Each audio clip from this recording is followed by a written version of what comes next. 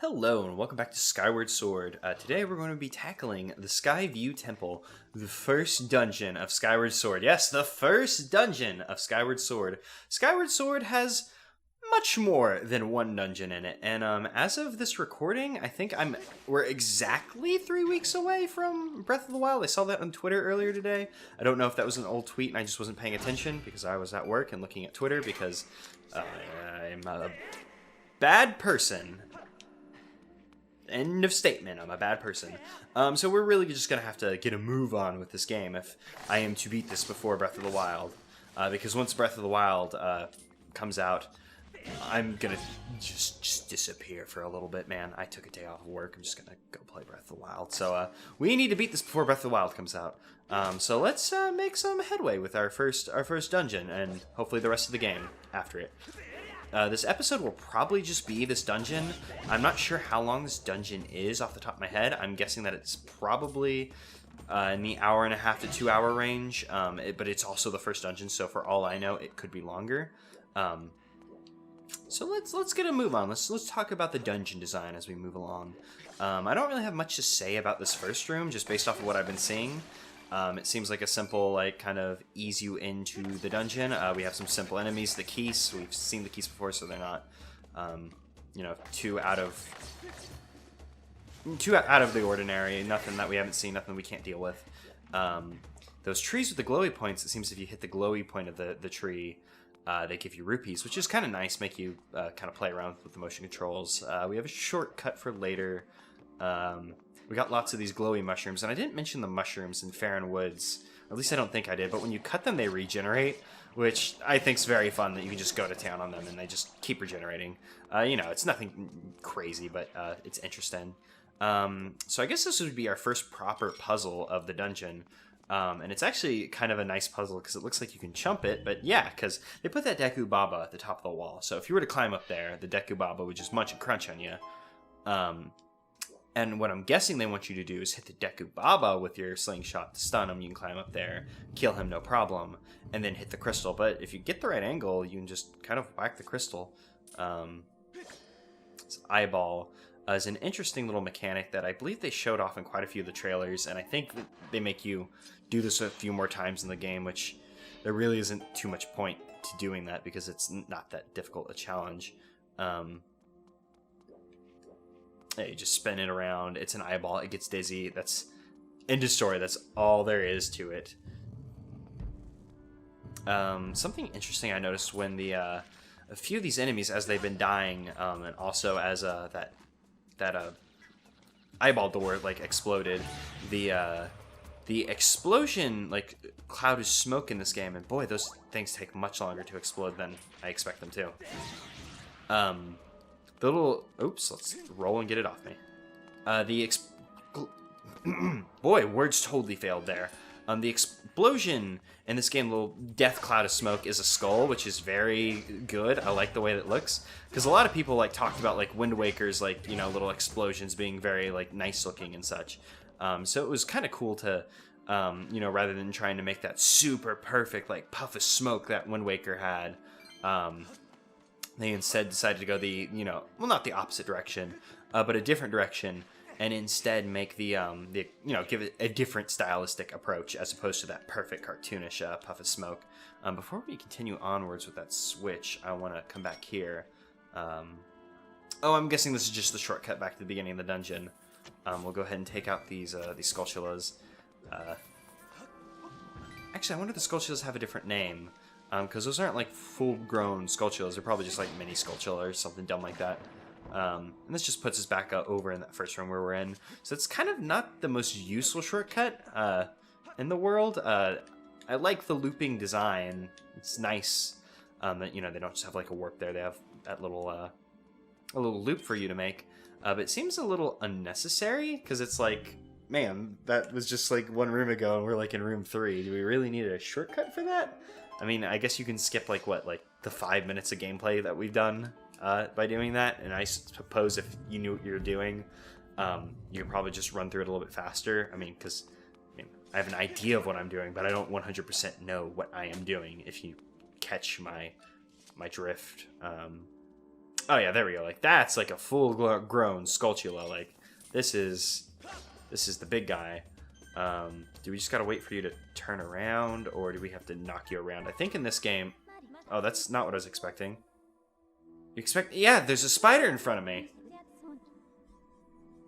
Oh, God, okay, so she's teaching us, like, hey, if you lock onto an enemy and press down, I'll tell you about it, which we've already been doing. Yeah, it's just a Skulltula.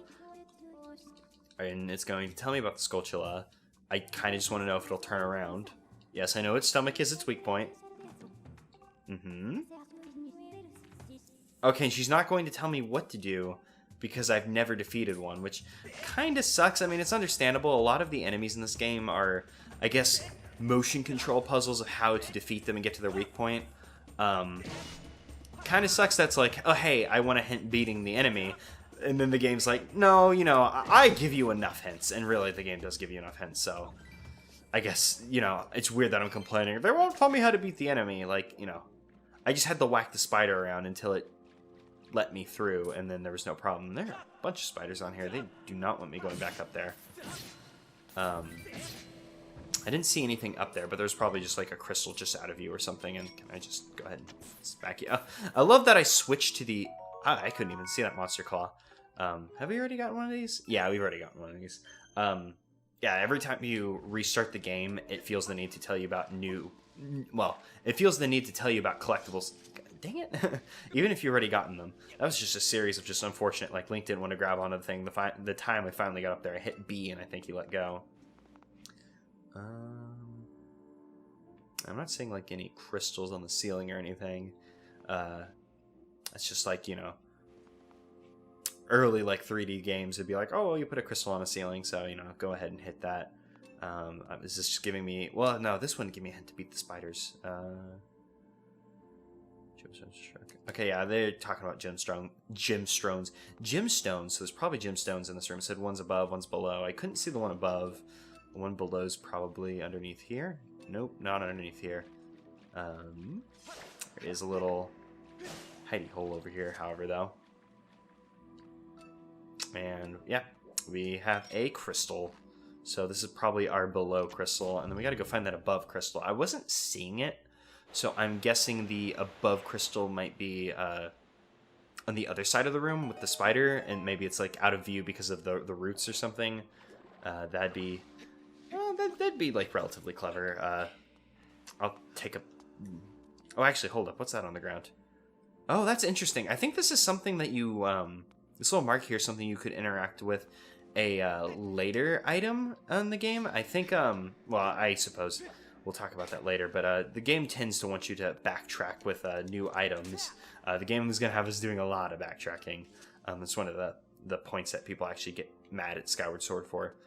We filled up the water, and I believe I saw some grating in this room. And in fact, I think the cutscene even showed us this room filling up with water as well. So now we have water on both sides, so we can probably to get up to that door, we're going to need to climb up there, so we probably need to raise the water level again, but there's another crystal somewhere in here that will raise the water level. That wouldn't make sense. I think that we would have to go through like this door, but this door is locked. Yeah, it's just totally a locked door. Oops. And we kind of ran around down here for a little bit. I mean, we didn't do a ton of oh, well.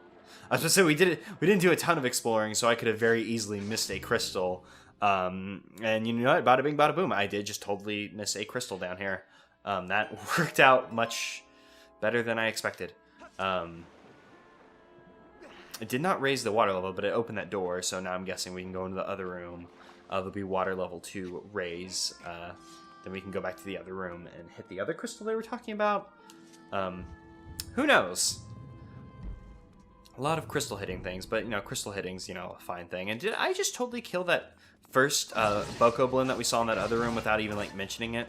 Because he was a green Bokoblin, which is new. This game has a lot of, like, little different variations on Bokoblins. Actually, does me shooting the spider... Nah, it doesn't do much. We'll go ahead and knock that down, though, since I see it. Because I believe we knocked one of those down after we got the slingshot. I forgot the name of the slingshot for a second, and yeah, we'll just go around the spider, because I was thinking about how we could deal with him, but how we could deal with him by, like, cutting away the web, but we totally just, like, you know, got this vine to swing on, so why would we even bother with the spider? I had, like, done half of the puzzle, but then didn't, like, think about, like, hey, you don't really need to fight the spider now that you've done this. And in fact, now that we're on this side, we can just totally chump the spiders, because we see their weak point, and they're not on a big vine. They can't really counterattack us. The other ones would just spin around when they saw us, and boy, this guy does not want to show me his mouth. He had a few hits there. See, it feels like I hit him 3 times, even though previously, oops, I just want to stab. The stab motion doesn't work the best, and that, I feel so dumb. I just got hit by an enemy who literally could not, oh well, I guess that worked out. Like, he had his back facing us, and couldn't have possibly attacked us. But in the act of swinging at him, I totally just, like, ran my face into a spider, and I don't want to try and climb that way, because Link, like, runs up the wall even though there's vines there.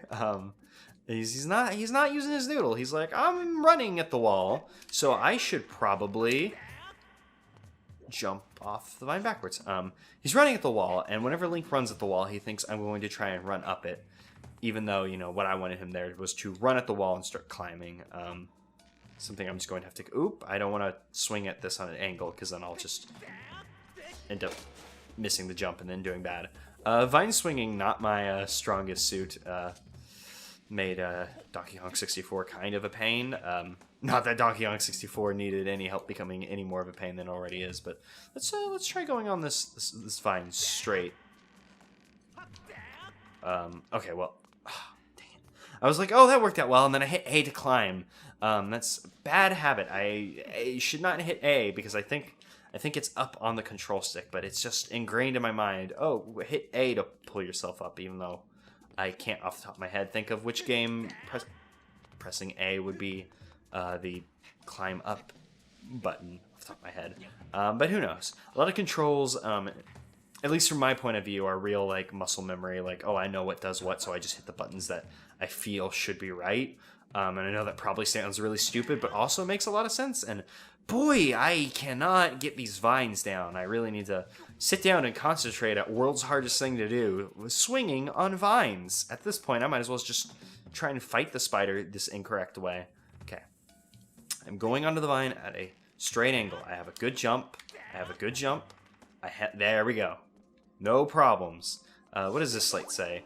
These slates kind of suck, because, I finds the X. Because sometimes they just kind of solve puzzles for you, from what I remember. Like, I remember a few moments where there's, like, kind of, like, novel puzzles, and then the game kind of spoils it for you by, like, hey, I will do the heavy lifting of thoughts, the thought process for you. And I just almost said heavy linking instead of heavy thinking. It's just, there we go, stab. And then we can get right up in here and do a vertical spin attack. That's what I'm trying to do. Vertical spin attack. Whatever. Okay, we can run through. It's fine. I didn't see any crystals in here. I'm not sure if... Oh, wait. There we go. We have a little opening over here that we couldn't see previously. That should have a crystal in it. Yep. That's definitely where you hide crystals. For a second, I was worried I didn't hit it just because I kind of looked away for a second. But there we go. Now that we filled up the room to the second tier of water, we'll be able to get up to the upper level of that other room, see if there's another crystal in there. At the very least, if there's not another crystal in there, you know, make some progress, because making progress, you know, great. And we've been dealing with this, not that this is like the first puzzle of the dungeon, but this is the first big set piece. You know, pretty simple puzzles of, like, you know, mostly perception here. Is this a key? Because I think that middle door was a locked door. So if this is a key, we'll... Nope! Dungeon map. I'd rather have the dungeon map. Well, having the dungeon map might be more useful in the long run than the key, because, yeah, now we can see where the key is, because they combine the dungeon map and the compass into one item, which is very nice, and now Fi's going to come out and tell us, you know, everything about how the map and the dungeon stuff works. Yep, I know how a map works. We just saw what the map did. This is kind of the unfortunate thing about Fi, is a lot of the design in this game is real, like, you know, solid, and, you know, it makes sense, and now the game's going to beep at me until I looked at the map. Like, you know, we picked up the map popped up, so we were able to see what it did. We were able to see all the chests appear, we saw the X appear on the map, we saw, you know, the rooms that we needed, or the locks on the doors appear, and then Fi popped out and told us the exact same thing that we were able to just see for ourselves. Which is, you know, I guess nice if you didn't, like, understand it, but it makes me almost wish that there was, I believe I talked a bit about, like, you know, this game lacking in settings, like, you know, being able to have, like, a left-handed mode, but maybe, like, not like a pro mode, but like a, hey, I don't really need as much explanation, so Fi won't, you know, pop out and like re-explain things, you know, after we've heard them. And these look like eyes. Maybe they're scared because there's a spider around. They don't want to look at the spider. I'm gonna do the dumb thing and just kind of knock the spider around, because I'm not sure how much control the spider has in terms of turning. Oh man, I thought we were going to get to go for the fatal blow. And yep, now the spider's gone. Oh no, I was actually probably just too close to the eye for them to look at us. Do we need to get both of them to look at us at the same time? Yes, we do. Now we just kind of spin it around and yep. See, the only problem with this puzzle is killing two eyes was no different than killing one eye. The only part of the puzzle, you know, quotation marks, is that we had to find the right positioning for the, you know, both eyes to be open. That was the biggest part of the puzzle. So, I mean, I guess if you look at it as a bigger, you know, set piece, like, oh, hey, you know, you kill the spider to, you know, make the room, you know, it's a more complete puzzle. And, you know, I shouldn't be complaining so much because, you know, these are baby's first puzzles, you know, they kind of compounded on a simple idea to make, you know, what's still a simple idea, but, you know, slightly more complicated. It's the first dungeon, you know, it's bringing us into the game. It's not like Zelda's supposed to be a hard game or anything, so I really shouldn't give it, like, you know, garbage for, hey, this, you know, very easy puzzle's very easy. What the heck? You know? So I didn't mean to sound as nitpicky as I did there. It's just, something I tend to overthink about, is how, you know, challenges, expand and stuff, and I'm definitely way overthinking it in terms of, you know, this game that is made for literal children. But we finally made it to the central hub of this dungeon, I believe. I mean, looks like a central hub if I've ever seen it. And this is the most memorable part of the dungeon for me. Like, I honestly couldn't remember that water puzzle just thinking about it. But, you know, I remember this room. Because this room actually gets very cool once we get to the dungeon item. Was it just that one Bokeh? Oh, hey, I guess that's a spider. I'm not going to bother with that spider, however, because I need a drink of water. No longer sick, but still kind of got a little case of itchy throat, so that is a pain. And is this just a floating cube? Oh, I was like, from the distance, I was like, why is there a cube floating? But that's because there's a spider web. And you know what? Just because I'm still unsure of how, you know, solid the emulation will go, if they'll be crashing, I'll just go ahead and save. Because I've been ignoring these dungeon save points. Just not even thinking about them. We'll go ahead and attack this guy from the back. Oh yeah, he's not like wearing like, oh no, he is wearing underwear. You could just see his butt cheeks. Boy, the itchy throat is really coming down on me. All this talking, you know. Just got over being sick and my body's like, good, we're not sick anymore. We finally recover, and that's like, I'm gonna go talk about Zelda for an hour and a half. How do you feel about that body? And my body's like, no, please don't do that. Oh, and hey, speaking of please don't do that, I've fallen into the Deku Baba pit. Is there anything of worth down here? Or is there just two Deku Babas who want to ruin my day? Looks like there's just two Deku Babas who want to ruin my day. That other one isn't really particularly in our way, so we'll just go ahead and fight this one. He dodged out of the way. What a moron. You're a plant who can't move very far. Your dodging's kind of for naught, my dude, and I think I'm too close to hit him. Either that or the thing's not registering my swipes, because I am doing a horizontal swipe. I mean, that time I was wrong. That time I wasn't fast enough. That time I was wrong. And that time I didn't move at all. Stupid plant. I'm just going to shield bash him. Yeah, 'cause once you shield bash these guys, they're so easy to chump. Just no problem at all. But boy, the motion control was totally failing me there. Hopefully you know, I'm just doing something wrong right now, and this isn't indicative of how this emulation is going to go. Because I didn't really have too much trouble with the motion control my first time. Like, I mean, of course, there's going to be occasional hiccups. You know, the technology isn't completely where I believe it should have been before they attempted a game like this. But I think it was more of a success than people gave it credit for, because a lot of people were just like, yeah, you know, motion control is a failure, it doesn't work. I've had more, like, serious problems here than I can remember from my first playthrough. And here we go, the first mini-boss of the game, a Stalfos. So, up to this point, the Boko Blend have had pretty simple guards that they put up. The Stalfos have a little bit more complicated guards, which this is really, I guess, what I remember talking to my friend Steve about when this game was new. The real stopping point for flailing your sword gameplay, because before you can kind of flail your sword and get pretty good results. The Stalfos is the first, hey, can you actually swing your sword properly kind of puzzle, because you need to make, like, proper follow-throughs, or you'll notice, like, he'll, like, guard where I need to come in from a corner as opposed to just a horizontal or vertical slash. And this game likes to repeat boss fights like this, where it's like not just a Stalfos, I mean, it definitely does repeat the Stalfos, but boss fights that are completely revolved around, like, hey, can you do the swordplay right? Because the swordplay is the most important concept in this game, and oh, damn. I got so excited when I saw that we just happened to be standing where the treasure chest was, but then it just knocked us back. That was always one of my favorite things in the 3D, the N64 Zelda games, where, like, you'd spawn on top of a chest. But anyways, we have our first dungeon item, the Beetle. And the Beetle is a very interesting and fun item that I enjoy. And you'll notice here, you know, it tells us exactly how to use it. We point the Wiimote at the screen, we press A, and then we, you know, kind of just control it around.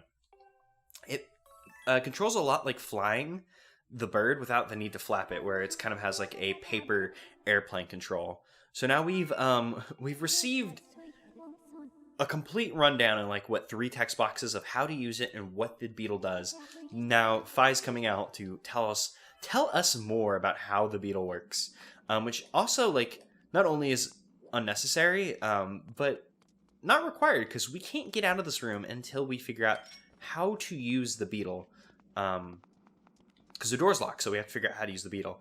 And the reason why this is such a memorable set piece for me is because this room is completely built around utilizing the Beetle, and I'm actually going to see if, okay, I can't recenter it in the middle. The Beetle has the little pincers on the front, which can cut things and also pick things up, so, like, I'm going to run into this rupee, and we can't bump into things, and I couldn't turn around. I tried to, like, just do a sick U-turn that, you know, never should have worked, so, yeah, we can't realign it as we fly, but that's not the end of the world. And that's interesting. The spider webs just totally, like, fix themselves. I'm not sure if it was just, like, I gave the spider enough time to get back in alignment, or if, you know, me getting hit reset everything that happened. And there was a fairy in that crate.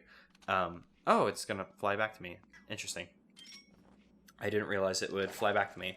I guess the Beetle just auto comes back whenever it hits certain things. Like, it picked up that rupee earlier, and would have continued flying onwards. But I guess depending on what it does, some actions may be more like, oh, hey, I need to stop flying now. So we have these little divots we have to fly through to kind of, I guess, get used to controlling the Beetle. And, oh, that's not an exit. So I guess we're done with the Beetle there. I wonder how many things the Beetle can pick up at once. Like, if I had picked up those 2 20 rupees at once, if it would have been like, you know, one would have gotten overwritten, or if we would have gotten, you know, 40 rupees there. Who knows?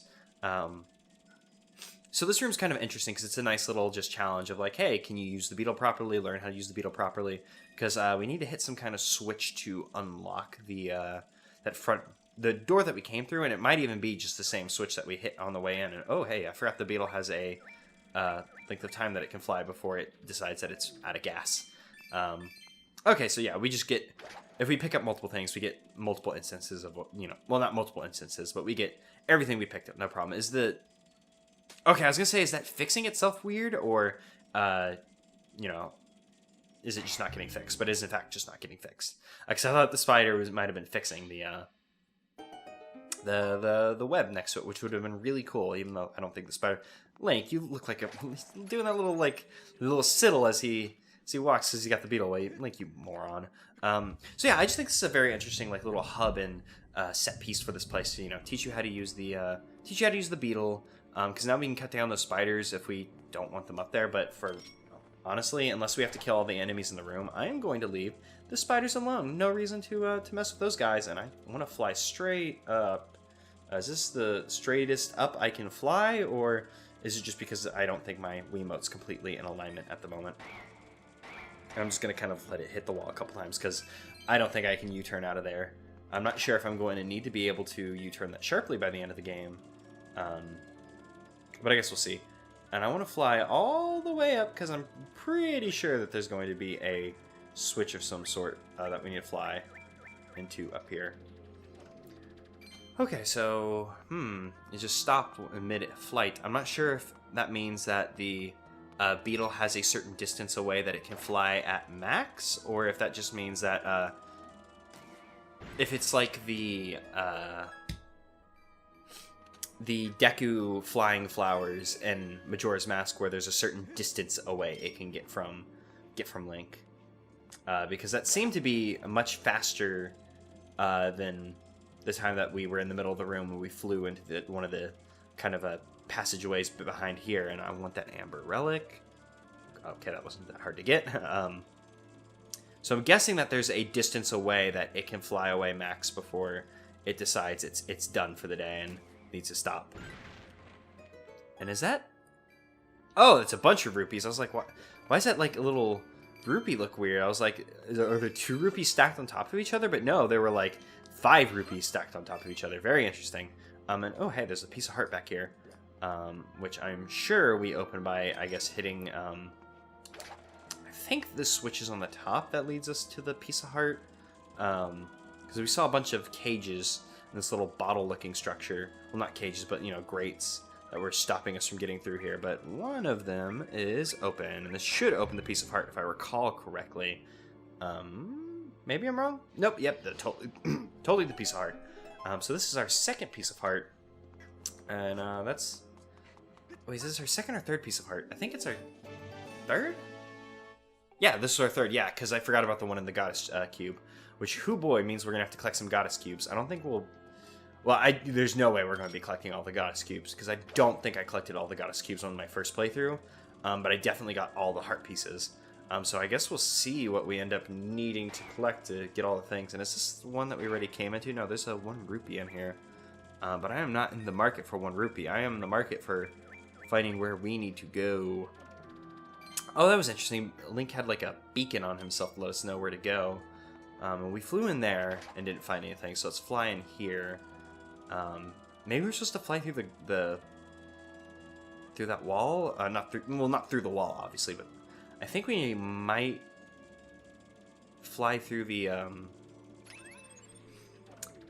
what are those called? The grates on the door, the bars. I don't think the beetle's slender enough to fit through that. Yeah, the beetle's definitely not slender enough to fit through that. There is something we need to hit in here to continue. Oh yeah, we got a key, didn't we? Wait, did we get a key? Maybe we got a key earlier, and I think we got a key earlier, and I've forgotten. We can cut all these guys down, but I don't think they have a key for us. And boy, this would go a lot better if I guess, backed up and flew a little better. We just slice all these guys down. Oop. I guess you actually have to hit the vine to slice them. That makes sense, but was for some reason unexpected. Let's go ahead and just kill these guys. And this thing does not turn very sharply, which I don't know why you would expect it to turn sharply.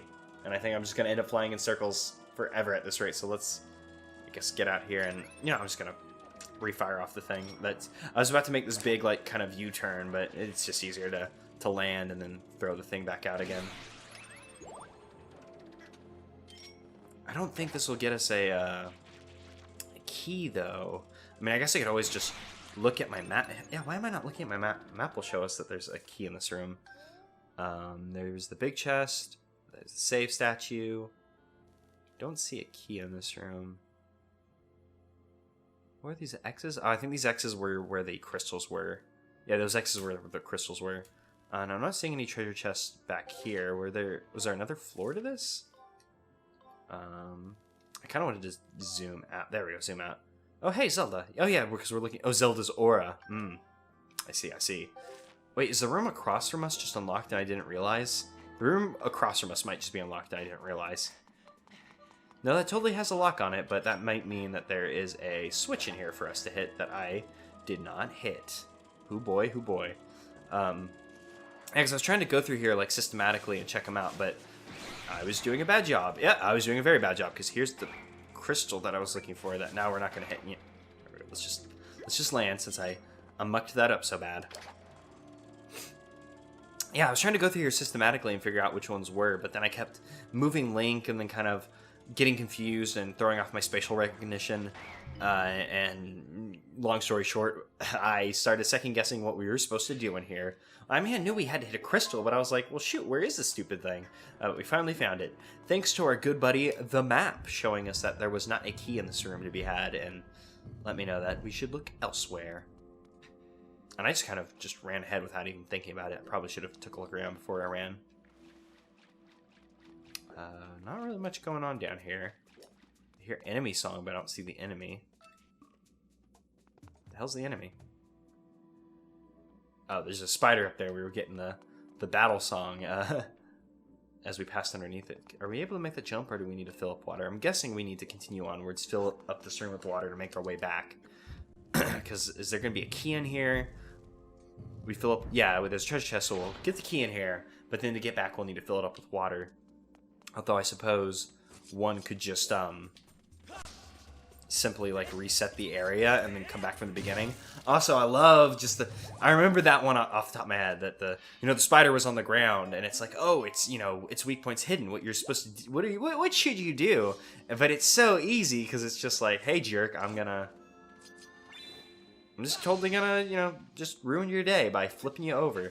I remembered how to do that one off the top of my head. And there we go. We ran up the wall, and Link was able to, actually climb onto the ivy, because the ivy was far enough up of his path that once he ran up the wall, there was still ivy. I guess what I was doing wrong previously was that, that there was no longer ivy. And why do we need this crate? Oh, do we need the crate down there to be able to get create a space? Yeah, because I saw that little that circle up there, and I was like, oh, I guess that's where we stand to get all the eyes to notice us. But that's too high for the bottom eyes to see us. So we're going to use this to create a little pedestal to create a sweet spot where the third eye sees us. Yeah, see, I like the way this puzzle compounds on itself. When I saw the second eye puzzle, I was like, well, this isn't really much of a puzzle. But seeing as how early in the game this is, and how close do we need to get for these guys to notice us? Man, I thought we were gonna have to... Eyes. Ooh, that'd be a really good name for an eye enemy. Eyes. Have to remember that one. Even though I'm totally gonna forget this after this. And please climb up there so these eyes can see us. Oh, we got one. Oh, we got two. So I probably just need to push this over to the right a little bit more. Get the perfect positioning on this crate. Okay, let's get the sword out. Let's see if we can get into a good position. Eyes, please. Nope. Oh, hey, if I Z target, he won't fall off. That's nice. Guess we need to get even closer. And I would kind of like to center the block a little bit more, but this seems to be the best we're going to do. There we go. Yeah, I like the way this puzzle compounds. I was complaining about it at first because it was like, oh, you spin the thing around and, the eyes do whatever. But as a kind of alternative key, oh, here's a weird way to open a door, and then they can kind of compound on it by, making the sweet spot to make the eyes activate. That kind of makes for a fine puzzle, especially for this first dungeon where, things don't need to be all that complicated. Even though, that first water room, I was like, we need to find a switch, and then, talking about, oh, there's a switch up there that we need to find, and then being completely wrong about it. Just because I'm, completely wrong at, everything I'm saying, doesn't mean I'm the biggest idiot who's ever lived. Can we jump over there? Because we got the key that we needed. But I don't see a way up there. But I also don't particularly see a need to go up there. Maybe we just fire the beetle up there, and the beetle will go, can get what we need from up there. Let's see. Perhaps there is a switch to fill this area up with water. Or perhaps we don't even need to come up here at all, because the beetle will do our work for us. Can the beetle cut these trees? I'd be very impressed. Yeah, I was gonna say I'll be very impressed if the beetle can cut a tree that thick.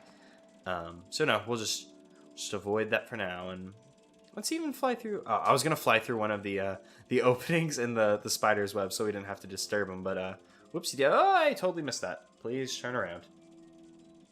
Let's also make a sharp enough turn that we're never gonna make a sharp enough turn to hit that thing. Man, I remember the beetle controlling a little bit better than this, and I'm not sure if just, you know, I'm doing a bad job flying it, but I remember the beetle having a little better handling than this. Like, I don't remember it handling amazingly. And I'm not even saying the controls are terribly at fault here. I mean, I guess they are. Like, the beetle could be a little bit more fine-tuned to twist and turn with us. But, you know, whatever. It works. So, let's move on.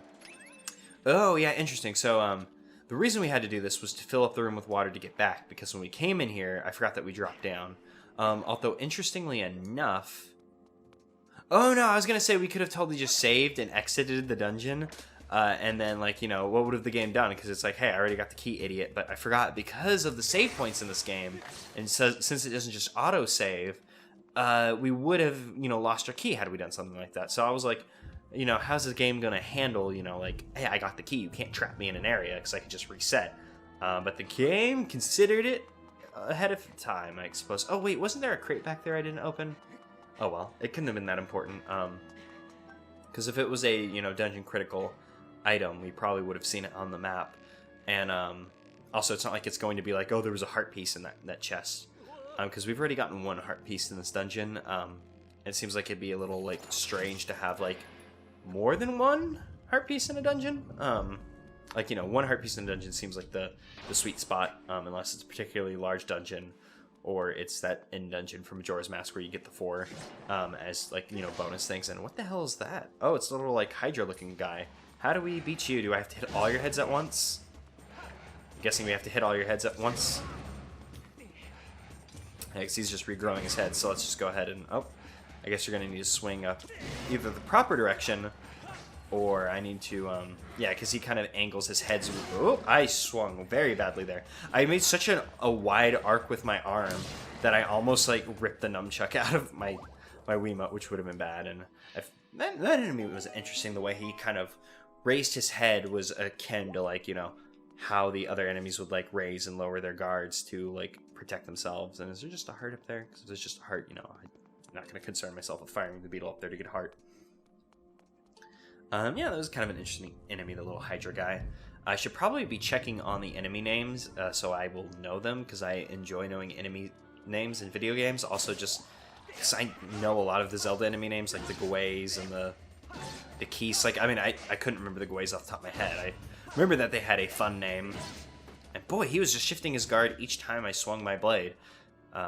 That's one problem I have with this game, and how, like, the you know, typically the combat works is a lot of times, like, you know, enemies will just shift their guard very quickly and kind of just, you know, it's like, oh, what does it matter if I was trying to, you know, hit you the right way? You know, you just went ahead and shifted your guard the split second that I was attacking you, which is kind of just a problem I have with this game.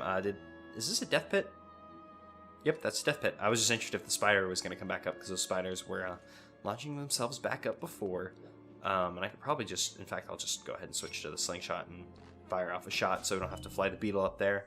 Because even though we do have the beetle, and the beetle is, you know, basically, you know, an infinite, you know, ammo projectile, we don't have to use it every time.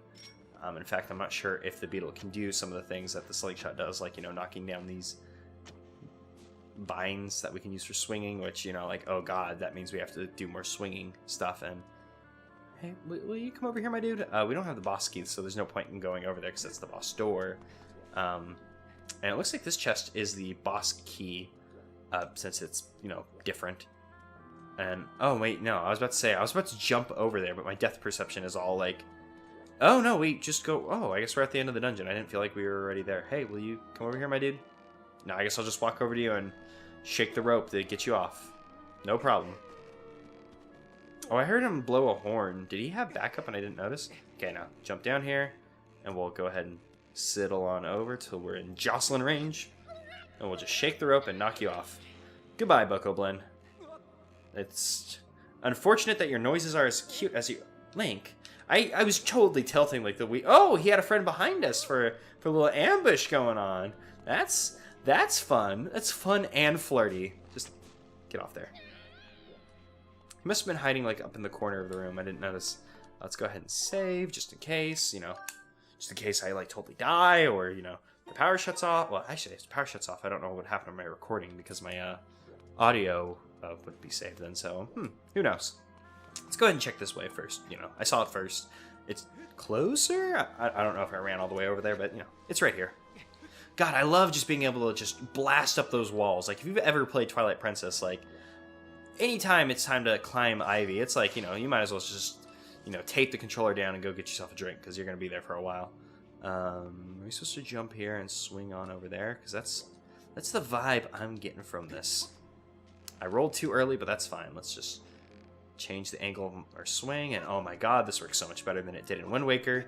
Not that that's like something that I should be praising the game all that too much for, because, this came out like 10 years after Wind Waker? I can't think of when Wind Waker came out off the top of my head. I don't think it was 2001, though. I think Wind Waker was a bit later than that. But, it came out almost a decade after Wind Waker. Can't give it too much credit for having better swinging mechanics than Wind Waker. Not that, like I said, I'm trying to be positive with this game, because I really do think it's a good game, and people do give it too much flack, because I do think it is a fine game. And I am having a good time, even if I am criticizing this game. I'm not sure if I'm, criticizing the game a lot by, other people's standards, but I definitely feel like I'm being very critical with it. But that's what I wanted to do. I wanted to take a good critical look at this game. So, at the end of the day, when I say I like the game and I recognize its faults, it's like, hey, I know what's, wrong with the game, so I can better talk about what I like about the game. And for now, what we do need to conquer is these stupid vine puzzles. Puzzles, it's not a puzzle. That's something I always think is interesting. I always have the tendency to refer to something as a puzzle, even if it's like, swinging on that vine is not a puzzle. And that's something that I feel like a lot of people do. And I feel like it's just like puzzle, such an easy shorthand to refer to things as, like, oh, hey, the puzzle. We can't go out the way that we came in. So I'm guessing it's a good thing that we went the way we did. Because I'm guessing this is just a quick way to return once you get the item, or maybe there's something more over to that right side we didn't see. Nope. Yeah, that was just Yeah, like I was thinking, like it would lead us back over to what's currently our left side of the room. Man, it's so weird that you can't just hold the Wiimote straight and Link walk straight. He kind of is constantly shifting. I'm not sure if it's just like, you're not holding. Oh, come on, Link. If you're not holding it perfectly straight, so it's freaking out. And that is a very small chest. A comically small chest, now that I think about it. Oh, 20 rupees, great. I mean, that's not bad, whatever. We'll take what we can get. And now we get to do the first unlocking of a boss door. And this game loves its motion controls. It makes us do this, like, WarioWare ass, like, tilt the thing to make it fit in the hole, and that's the boss key. Which, I on the one end, it's like, you've tried to make unlocking a boss door a little bit more interesting than it actually was, because it's like before this would have just been like throw the key in the lock and you're done. I'm trying to tilt it a specific way, but I can't make it go the way I want. There we go. Like, yeah, there we go. Like, give me the H. Just put it in. Put it in. There we go. Yeah, but it just, that feels real gimmicky and not great. I don't entirely like that. Like, I don't hate it, but having to tilt the boss keys to make the boss door open feels like super gimmicky, and I don't feel like it adds a whole lot to the game. Because it's like, before it just would have unlocked it. And generally they gave you real satisfying, like, boss, like, door unlocking animations. So that just kind of feels a little gimmicky. But now we finally get to meet Debbie. And this character's name is not Debbie. Apparently he's just been whacking that door with his like saber. Like, dude, that saber is not going to break that door. Like, it's not a heavy enough weapon to do that. Oh, this man has the power to summon tornadoes, so we know he's a tough customer. Tornadoes are a force of nature that can't be controlled unless you can control them like he can. So yeah, he's setting up all, like, you know, he's after Zelda, etc., etc. You know, he doesn't really care too much about us. Ghirahim's a real interesting bad guy, you know, nice and flamboyant. He's a fun bad guy. I really enjoy him. And the Debbie thing is kind of interesting. Before people knew Ghirahim's name, like back in like one of the first trailers that showed him off, at some point he garnished the nickname Debbie, and that's just stuck in my mind forever. Just like, oh yes, you know, Dark Lord Debbie, the bad guy of Skyward Sword. Also, that's actually kind of like cool. Like, you draw your sword with his back turned to you, and he's like, do you really, like, you know, draw your sword? Don't you know who you're screwing with here? So he's kind of just, you know, setting himself up to be the antagonist of the game. Very fun bad guy. Lots of, like, interesting things going on here. Oh, he's telling us about his emotions and showing off his sick ability to teleport. I mean, not that we've already seen that, but poor Lonk hasn't seen the ability to teleport. This is blowing his mind, especially when he sneaks up behind him. I've always enjoyed, you know, not bad guys like this, but I've always enjoyed, like, you know, flamboyant characters. They're always super fun, especially, you know, when they're bad guys, because it's like, you know, there's that kind of stereotypical bad guy that's like, oh, I need to be taken so seriously. But, you know, when they can be managed to be menacing while being flamboyant, it's like, it makes it so much more fun. Because, like, dude, look at this. Look at his outfit. He's like a Jim in the Holograms character. It's amazing. And yes, Demon Lord Ghirahim is our first bad guy. And this is where the game kind of shows off, like, the motion controls are the big selling point of this. And we're here to, you know, show him we know what to do. And he's going to try and block our sword. And we need to whack at him when we get the chance to. As you'll notice, his hand kind of follows where our sword... Oh, I guess he doesn't follow our sword. We need to give him a good whack where he's not blocking. Because eventually he's going to... I think he's going to start moving his hand around to try and block us. But for now, we just kind of need to see where he's trying to guard and then whack from a different direction, give him a few slashes. I really like that effect of, like, his little kind of like diamond motif going off whenever you slash him rather than like monster blood or something. Oh, and I forgot he could steal our sword. Let's get our shield up.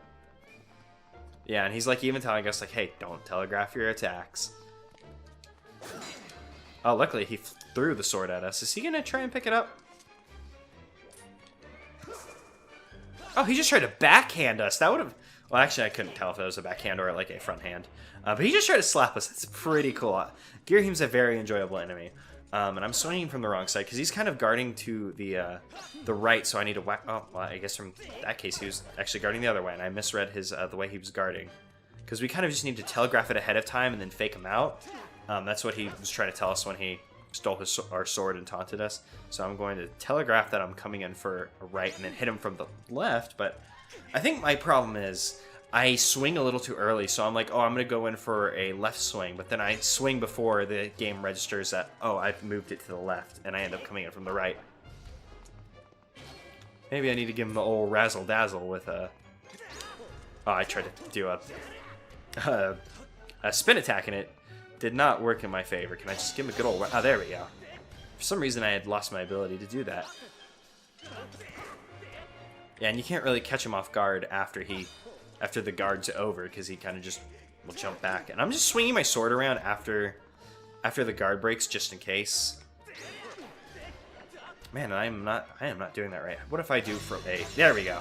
That's much better, because I'm going from right to left, just because, you know, my brain's thinking, oh, instead of doing a right, I'll do a left. But instead of doing a right, I should have been doing a, like, you know, top or bottom. And now he's getting serious, and he's withdrawn a sword of his own, so we can have a proper sword duel. And he's getting on with that, like, Ito, the like, kind of, like, draw style. I can't remember what those are called. Now he's gonna, you know, throw some daggers at us. If you swipe right, you can kind of... Man, I should be blocking... I'm trying to, like, Dark Souls dodge around him when I probably should be, Oh, there we go. Yeah, that's why. I was trying to Dark Souls dodge around him when I probably should just be using my shield. And I shouldn't use my shield like that, or else my shield's gonna break. But when he throws the daggers at us, you can bounce them back. Actually, can I attack at the right... I'm not exactly sure how I should be defending against that. And Phi's here to probably tell us our hearts are low. Yep, our hearts have decreased dramatically. Thanks. I could not tell. Actually, gonna run over here and grab some hearts. You know, why not? The jars are here to be used. I don't want to just die during the boss, especially since I didn't save after I got that the boss key, and that means I would have to do editing. And not have to like try and find all the times I sneezed in a recording when I was sick. And I probably should have attacked him in that moment instead of backing away.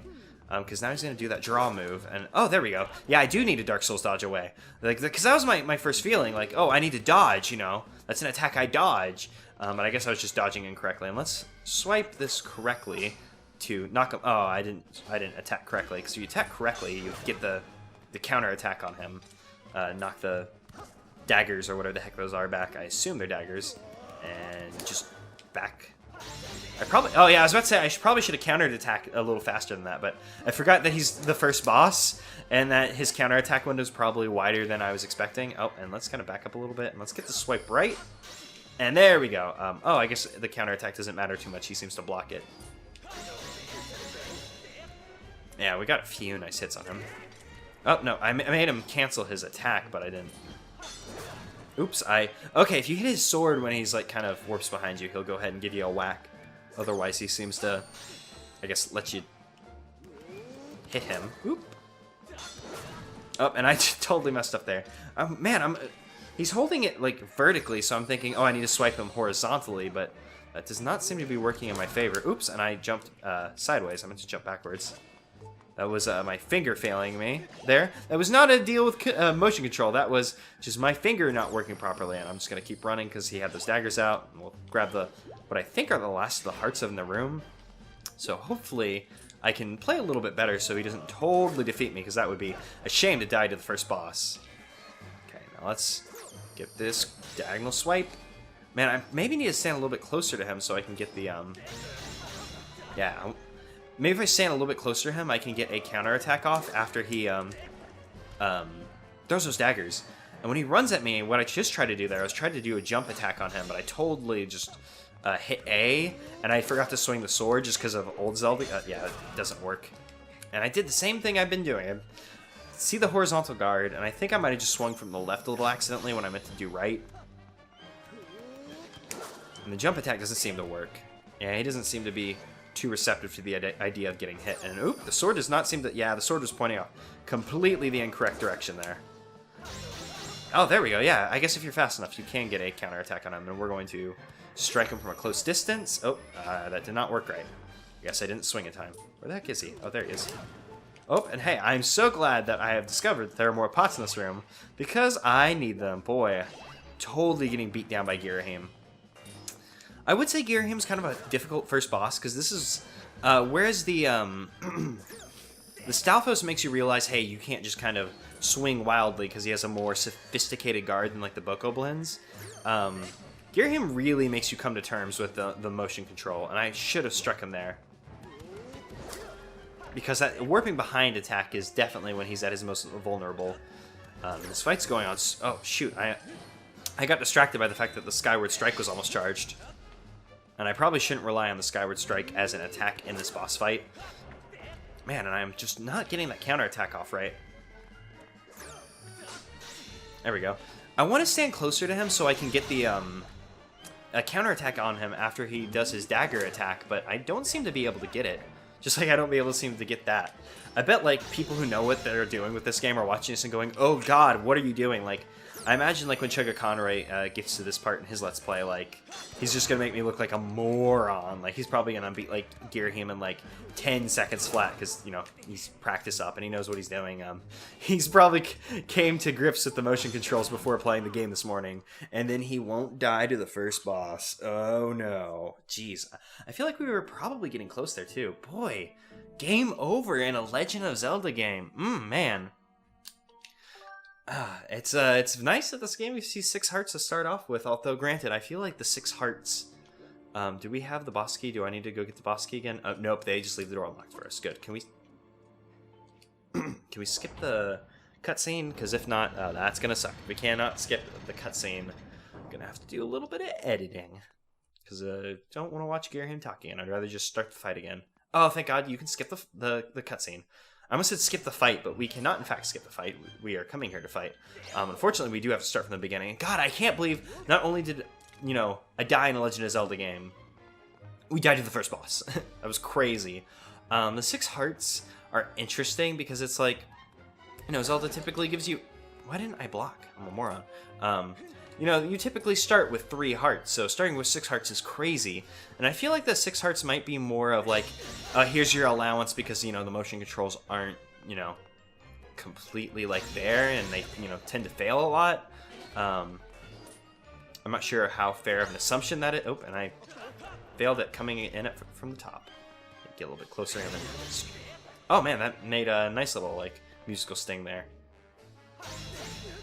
I just kind of stood there for a while, and he's just like, dude, what are you gonna do? And that was part of my fake out. He never saw it coming. Oop. I guess he saw that one coming since he blocked.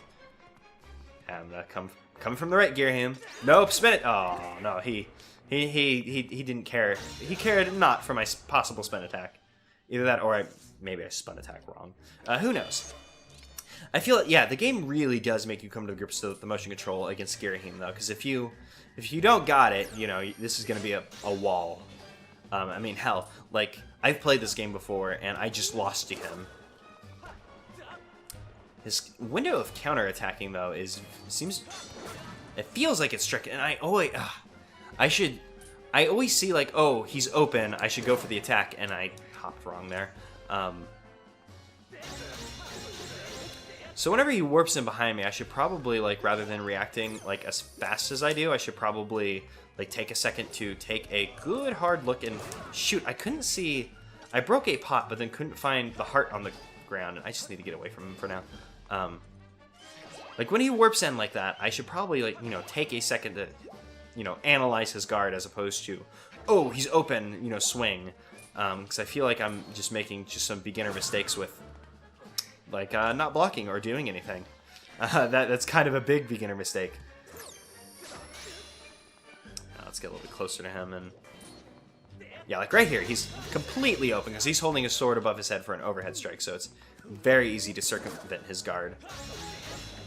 Yeah, I don't know what the deal is with that running attack. It feels kind of, like, wonky to counterattack that attack. Because it feels like sometimes it's like, oh yeah, he's open for a while, and sometimes, you know, you just can't hit him, and oops, that was my bad, doing exactly the same thing that I've been saying for the last 20 seconds that I shouldn't be doing. Oh, I tried to hit A to roll, and that's not how you roll in this game. Not how you roll in this game at all. And he's throwing daggers at us, so let's go ahead and actually do a real roll. Because you can't roll unless you're running, which I suppose makes sense, but also was, for some reason, not what I'm expecting, even though I've been playing this game and not other 3D Zelda games. Yeah, he's throwing daggers at us. I can't believe I just got whacked in the face with a dagger. Oh, no. Oh, hey, I did it right. Okay, cool. I was just like, man, I swung wrong there, but I guess the motion control messed up and registered my wrong swing as a correct swing, so I guess thanks, motion control, but I definitely swung incorrectly there. Man, how many times do you need to hit this guy? Ah, God, how do you need to hit him there? Because I tried coming in from the left. I still hit him. God, I keep jumping backwards instead of jumping forward. Or, not forward, jumping... I keep jumping to the side instead of jumping backwards. Boy, that sentence was a complete mess. Girahim is screwing me up. I say as I let him get a free hit on me. But that's fine, because I'm going to defeat him. You know, it's no problem. I'm going to win this. I'm going to beat him this round, you know, no problem. Yeah, he's going to go down any second now, you know. I have 1 heart, that's more than enough health to defeat him. No problem. Just come in here, big boy, you know. I got the swords for days, and, you know, I'm going to jump backwards here, so you're not going to hit me. I'm going to come in and counter-attack incorrectly and end this battle.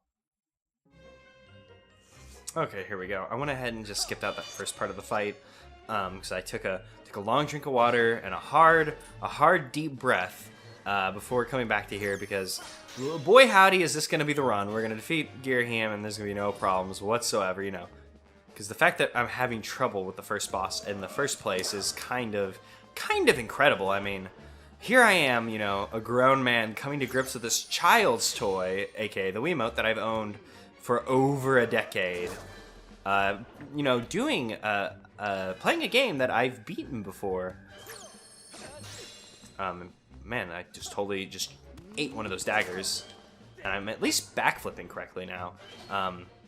Boy howdy, like I'm having like crazy like I should just stop this recording and like restart senses, because generally like when like recordings don't go well, like I'm just like, hey, you know what, screw it, you know, this isn't gonna be a good recording to watch, and like, you know, it's like, you know, if it doesn't feel good, you know, screw it, but like, let's, you know, this is supposed to be a casual let's play, you know, so I'm obviously gonna keep rolling, because this is, you know, me playing the game, you know, for the second time.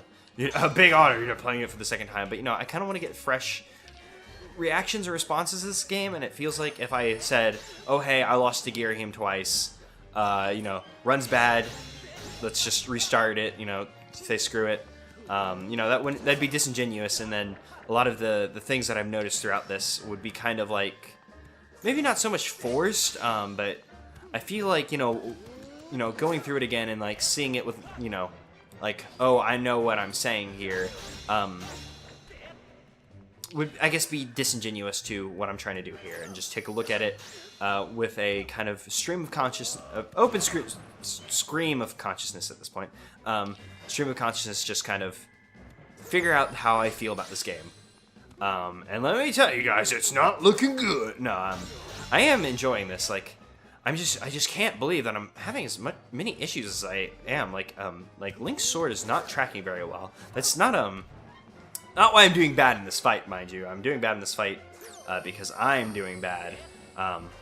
Granted that the motion controls not functioning the way that I would like them to is definitely definitely a factor in this, but mostly just me being a big old fail boy. Failing at the basic task of swiping to the left when a stream of daggers are coming at you. Okay, let's do this correctly. Yeah, no problem. Oh, also something cool I noticed, because I was just kind of playing around with this.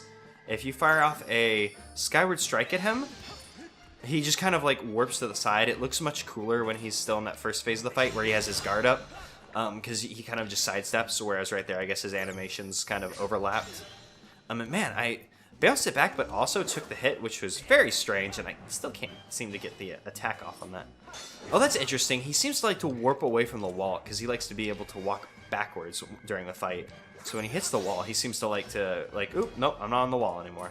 That's interesting. He does not like to have his back to the wall. It's kind of cool, and, you know, like a, you know, in-character thing, like, hey, I'm the one in control here. My back shouldn't be to the wall. I'm just going to warp away, because, you know, I can warp. My back can never be against the wall if I don't desire it. And unfortunately, I would... Oh, there we go. Shoot. I was about to say I would like to bounce those daggers back correctly, but that's the end of the fight, I believe. Unless he decides to have a... for such a soft boy. It's a very good line. I believe that's the end of the fight for now, though. Oh, yep. Apparently Zelda's essence is no longer here, so he has no desire to be here. This is one of the problems I have with Girahim's character, that when he warps away with his sword, that his body didn't disappear behind the black, like, after image of his shield or sword. Like, what the hell, Girahim? You should have, like, warped away as you did that. That wouldn't look so cool. No, what I meant to say is, like, I kind of have a problem with how, like, lax Girahim is with, like, on, like...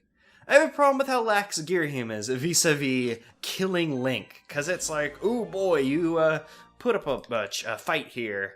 A bigger fight than I expected. You could be a problem. But Zelda's not here anymore, so I'm just going to take off.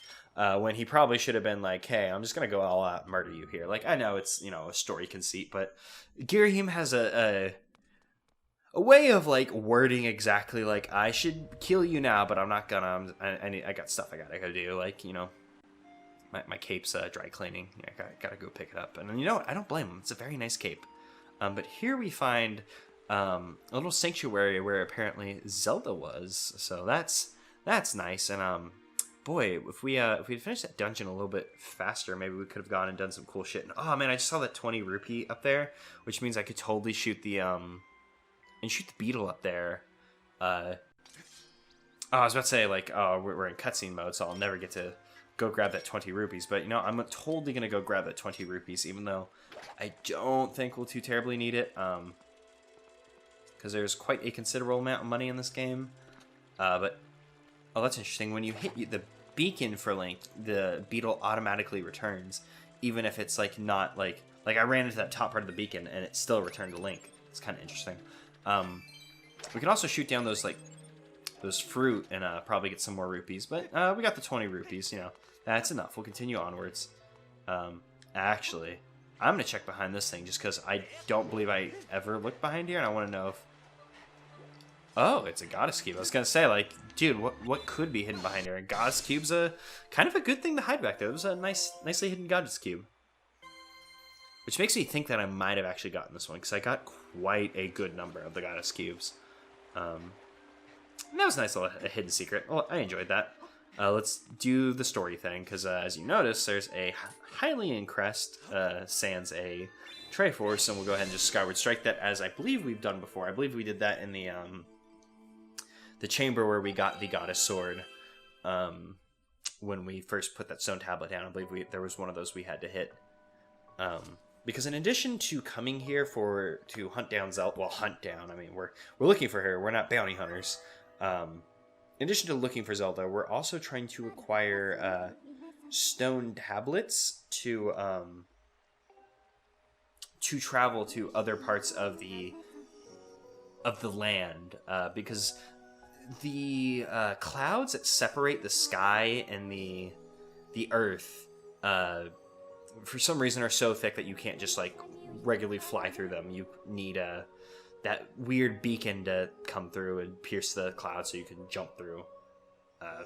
You know, story conceit for why you can't go everywhere all at once. You know, whatever. And this is so funny. Just like, Fi is apparently translating like some message left here by the goddess, and she's just doing this little like water dance while doing it, which is one of the more expressive things she does. And it's really neat. Like, God, I wish she had more like chance for like character development, or to in fact be a character instead of just being like the, hey, I'm gonna be, you know, hint system number 55 in this game, and also just kind of more often than not just kind of prattle off about, you know, goddess this, goddess that. Everything is designed by the goddess, and you know, everything you do, you know, she knew you do it. It's just kind of lame, I guess. You know, whatever. Yep, Zelda did something, made herself good here. And we're going to be heading to Eldin, the next area of the game, because apparently Zelda is also there, because, you know, we got the map there to go there as well. So we'll just go ahead and, I guess, fly back to Skyloft and knock out anything we see, anything on the way there. If, like, we notice anything, I guess we'll go ahead and do it. Boy, I would have liked to have tackled a little bit more than just the first dungeon, but unfortunately, I feel like I didn't do the best job navigating my way through the dungeon, or definitely not fighting Girahim. I definitely made a fool of myself fighting Girahim. But, you know, overall, I enjoyed the first dungeon. It wasn't so simple that it was like, you know... we'll just go ahead and say not yet. Oh, no, wait! I just noticed that the other option was who are you? I should have... Damn, I should have said who are you, because that would have been really funny. This poor Kikwi, you know. I'll be nice to him for now. Actually, I don't remember if... Machi, I believe this one's name was? I don't know if... Actually, I don't know if they've gendered any of the Kikwi, now that I think about it. It's a good point. I should have thought about that. But we will be heading up to the sky. There's probably something we can do with the beetle over there now that we got it, but I'm not too worried about it at the moment. Let's just screw off to the sky. I'm not sure if that Kikwi said that, like, hey, there's junk going on in the forest that you can come over and see. Now, I don't think that's the case, and we will be returning to the forest before long. You gotta go everywhere quite a few times in this game. But we'll talk about that when we actually do some backtracking, because for now, we'll fly back to Skyloft, and by fly back to Skyloft, I mean fly to the Lumpy Pumpkin. Because the Lumpy Pumpkin also has a, shoot, you can't just auto-move the, you can't auto-move your beacon. I have to go and actually physically move my beacon, and oops, Wiimote was going a little weird there. And I believe it's just this way, but I like having the actual beacon on screen just because it makes it very convenient to actually, like, oh, you know, it's over there. I'm not just kind of guessing, even though I could see the Lumpy Pumpkin, and I had a pretty good inkling that that island over there was the Lumpy Pumpkin, but it's just better to set the beacon. Better safe than sorry. Let's go ahead and head into the speed gate. It's so funny, you know, the other day, you know, well, the other recording, when we came to the Lumpy Pumpkin, I was like, jumped on the thing, we saw the Goddess Cube, and, oh, there we go. I almost jumped off incorrectly. And I thought, like, oh, darn, you know, we couldn't get that Goddess Cube, but then, like, you know, the next Goddess Cube we find immediately gives us the, yeah, sure, climb up that, why not?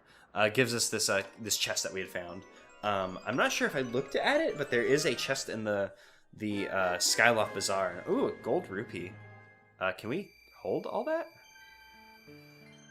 Oh, no! Oh, that sucks so much!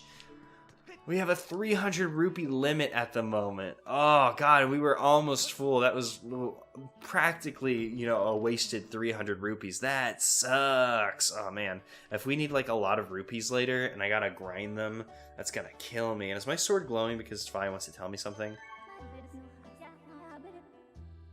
Oh, my wallet's full. If only there was some indication on screen that my wallet was, in fact, full.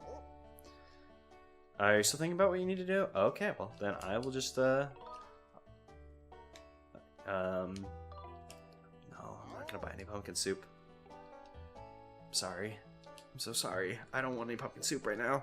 I mean, I could probably use some pumpkin soup, because I think my, oh, shoot, my bottle was empty, and there were fairies on screen.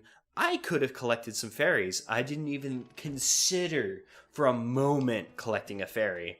What an idiot I am. Oh well. Let's go ahead and just throw the beacon on Skyloft, even though it's like, oh, I wonder which island is Skyloft. Is it the biggest one? Is Skyloft the biggest island here? I don't know. So it's really kind of unnecessary to put that beacon there, but you know, whatever. We'll go ahead and do it. It was more of just, I guess, me not thinking about my actions before I did them, but you know, whatever. The reason why I didn't buy pumpkin soup, even though I guess it could have potentially been useful, assuming pumpkin soup is, you know, like how soups typically are in Zelda games for bottle items, like they're essentially a multi-use health potion. Could have been useful, but I don't remember everything Beetle's shop had to offer. So, you know, while we have 300 rupees, you know, we might as well see what we can get. And this is interesting. We're, you know, flying over and we're going to dive off, but then it has to load actual Skyloft, because I guess that was just like a smaller, like, maybe low-res version of the island with, you know, it didn't have all the NPCs and stuff walking around. Actually, you know what? That's probably, like, the biggest, like, sink for it. Like, the reason why it doesn't, like, have actual Skyloft just loaded in memory is probably the NPCs walking around. That's probably, like, just too much of a pain on the system to handle. I'm going to go ahead and talk to Item Check Girl, even though I don't think she has much for us to do. But just because I'm going to keep talking to her, just because she has an interesting storyline that I don't exactly remember how to activate off the top of my head. Didn't we buy this before from you? Oh, it's a new thing. The small seed satchel? Wait, didn't we buy this? I could have sworn we bought this. Oh, you know what it probably is? It probably, let me check, because, let me check my... Yeah, it's, you fill up molt. Oh, I see. Yeah, I was like, I figured it was just like, you know, standard, like, Legend of Zelda, it's an upgrade item. Can I step into your store? How do you feel about when I step into your store? Oh, he's just gonna tell us about the new item, and he does not care that we are in his store. What if I talk to him now that he doesn't have the... Yeah, he just does not care. Okay, cool. I figured that the, like, hey, I have a new item thing might have overwritten, hey, get out of my shop, but he just really doesn't care. Oh, I guess this isn't like a, oh, this is behind the counter. This is just, you know, space that he's...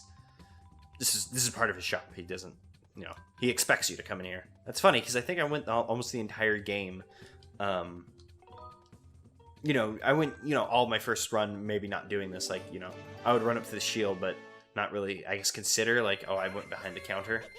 And there we go. We've now purchased a new shield. And something that's interesting, because there are multiple shields in this game. you can carry multiples of them at once. We're probably not going to need our wooden shield, but for now we don't really have any items to put in our adventure pouch, so I'm not too worried about like ditching our other shield, because it could be come in handy if, you know, the shield broke, or if for whatever reason like we needed the wooden shield. But for the moment, the iron shield, I believe it was called, should completely suffice. And you know what, I'm actually going to take a different way, because I've been going we've been going up through that entrance at the academy to just go up that way, but we had never taken this way. The first time we came out here, there was a dude repairing the gate, which kind of barred us off from going down to the town below. And since then, we had never actually bothered to go back up and do all that garbage. And it's so funny. This is like a little secret area that they had kept hidden for generations. But now that, you know, it's open, they're just going to go ahead and leave it open. Do we have to activate that thing again, or do we just slam our slab down? Yep, we can just slam our slab down and open up the next area of the map. Or do we have to do something special now? Game's loading, so I'm guessing it's good. Yep, we get that generic twinkle dot wave, you know, gonna fly off and activate and, you know, give us the next area of the game to continue onwards to. I'm trying to think of anything we can do, because now that we have the beetle, is there anything interesting we can perhaps purchase or do? Yep, I saw the cloud barrier open up, Fi. Thanks for letting me know. I appreciate it. I don't appreciate it. Yeah, but shoot, there's nothing I can think of off the top of my head. Perhaps now that we've opened the next area, maybe like, you know, the cutscenes will have or not cutscenes, like additional side quests would have activated. Like perhaps now Lumpy Pumpkin Boy will have a mission for us. Oh, here's a Kukil? Yeah, Kukil's mom. She can't find her kid. Like, she's been looking for a kid, and now she's so worried she's come up to the goddess statue to look for her. She's worried that she's been kidnapped. Well, don't worry, Miss Kukil's mom. We'll be on the case. I know you haven't asked me yet, but I will. Kuki who? I love that. Like, this town isn't particularly large. Link obviously knows who Kukil is, but you know, she still feels the need to explain. Like, I know that's probably more of like a gameplay conceit more than anything. Oh yes, don't worry. We'll protect her from monsters, because she's cute and friendly, and someone could have walked off with her. Don't worry. We'll find Kukil. We're on the case. I'm not even going to joke around and go, nah, even though that's actually pretty funny, just to be like, nah, I won't help you, and then do it anyways. Yeah, you know, the Night Academy should feel... I just wanted to hear that hey again, because that hey! There's some kind of like weird distortion in it at some point that just made me like... I knew I had to listen to it. Let's just go ahead and save the game, and I think we'll call it there. Is there anything we could do? There's a box we could push. Like, why is there a box to push here? Just so we can get up here faster? Like, why not just have like a hill or something? It seems odd to have a box, you know, like puzzle. Almost quotation marks, because, you know, just pushing a box up against a wall isn't a puzzle. But, you know, it seems weird to just have a box to push there. And whose house is this? Maybe this is like one of the students or something, or maybe just one of the randos that walks around town. Who knows? Because I can't think whose house this is off the top of my head, especially since no one's in there. In fact, I wasn't sure that was a house. I'm not sure if we can do... Oh, here are the pumpkins. I mentioned last time that there were pumpkins in Skyloft, but we hadn't seen any. But there's the pumpkins. There's another pumpkin patch somewhere else. The pumpkins are really funny, because if you keep like plucking them out, they'll like regrow pretty quickly. You can just watch them regrow and pluck them out. Kind of dumb fun, just smashing pumpkins over and over again. This is Kukil and her mom's house. As you can see, Kukil is not home, and this is like super cute, because I think they have a dad. I don't remember, but you know, they have a little bed for 3. It's cute, and you can also just go ahead and sleep in people's beds. Oh yeah, I forgot this game has a day-night cycle, and time only passes when you sleep. But it's super weird, because now that it's night, you aren't allowed. I'm not. Oh yeah, this guy was the guy who was fixing the gate. He He's Cookie's dad, I guess. Oh, that's interesting. I couldn't remember that at all. This dude with his nice little like pomp. I guess maybe Groose was inspired by this this gate fixing man. Oh, and she's so sad, you know. It's been all day and can't find Kookiel. I hope to God I'm saying that correctly, because Kookiel's the only way I can think to say that. But yeah, this game has a day-night cycle, and time only passes when you sleep. And I guess it's not like the most useful thing, because like the only places you can like properly sleep are Skyloft, and there's that bed in the Lumpy Pumpkin, which I believe you can sleep in. But other than that, like I couldn't go flying right now, which totally sucks. If I were to, in fact, I'm gonna go ahead and jump off the island just to see like, you know, how they phrase it. I think you have to jump off on one of the special spots, otherwise it just thinks you've fallen off. Just to demonstrate it, because if I jump off, I can't call my bird. Well, let me call my bird, so I'm falling, so then, you know, I just fall all the way down. So now we'll have one of the knights bring us back up. And I guess she's like, yeah. Only trained knights such as myself can fly at night. Dude, we're like on a mission from the goddess. Like, come on, lady, just let me go. Yeah, and it sucks. You're not allowed to fly at night. I'm pretty sure the knights will come and pick you up even if you sleep at the Lumpy Pumpkin, if you can in fact sleep there. So you're just not allowed to fly at night, which seems really weird and kind of like an unfinished aspect of this game. Like, I'm 100% sure that, you know, it was intentional. Like, oh no, that you can't go flying at night. But it just feels unfinished. And it's so funny, you know, they have just, you know, little monsters about night. They have those lemur cats that get mad. They have those blobs that were in the, or I guess they're choo-choos, not blobs. I think I've been calling them blobs, which is incorrect. These are choo-choos, and I don't think they're a bad choo-choo design. I prefer the, you know, goopy, God, how do you describe them? The, you know, the like Wind Waker choo-choos where they're like little like snot droplets. It's the only way I can think to describe their shape. Really prefer those designs, but these aren't a bad slime design for the choo-choos. Yeah, it's weird that, you know, they put monsters about on the place. It's Skyloft whenever it's night. I don't know if I've moved the game ahead far enough to do the Kookiel,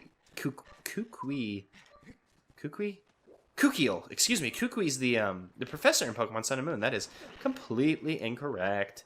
I don't know if we've moved the plot along far enough to do the Kookiel stuff. What I'm going to do is I'm going to save the game. We're going to call it here for the day. And in the next episode, we're going to... in between the episodes, I'm going to check to see if what side quests we can, you know, begin on, what we can start moving along, and where the hell is a save point? I know there's one over by the school, but I think there's one just over here somewhere. Oh, actually, you know what? I think it's across the water. I probably should have just ran to the one to the school. I was just like, I'm so certain that there's one close by. My bad. Yeah, so I'll find out what side quests we can get started on. See if there's anything interesting we can do. And if not, we'll just, you know, I guess get a move on with the dungeons. Or, well, with the dungeons. Like, trying to head to the next dungeon. We'll probably do both. Like, I imagine we'll start making our way to the next dungeon. If not, you know, be at the dungeon at the end of the episode. In addition to doing whatever side quest garbage we do. Boy, I would just like to save the game and be done. But I remembered incorrectly that there was a save point somewhere on this island other than the academy. And you know what? I'm like 100% sure that there's got to be another save point somewhere. But I can't find it, and that's fine, because we're done. We're done here for today. Sorry this episode is kind of a mess. You know, that dungeon didn't go as well as I thought it would. Like, not saying the dungeon was bad, but me playing it didn't go so great. Gearheim kicked my butt, and here at the end got a little disjointed looking for Kookiel and running over Skyloft. But that's fine, because from here we'll emerge like a phoenix next time with a little bit more direction. Like, I know I probably should, like, it'll be a little bit disingenuous because, you know, I'm going to go look up stuff. But I have, in fact, beaten this game before. And the only means of me discovering, like, side quests would be me and going and talking to every NPC. And I'm not really all that interested in doing that. That sounds like a waste of time at the moment. Like, I'm sure they have interesting things to say and some fun dialogue. But we're just gonna move. We're gonna move it along a little bit more efficiently. I'm gonna figure out what we can get started on, what we can do, and then we're gonna probably head to Eldin. And if not, make it all the way to the dungeon. Make it most of the way, hopefully. I remember the Eldin bit taking a while. So I guess I'll see you guys next time for that.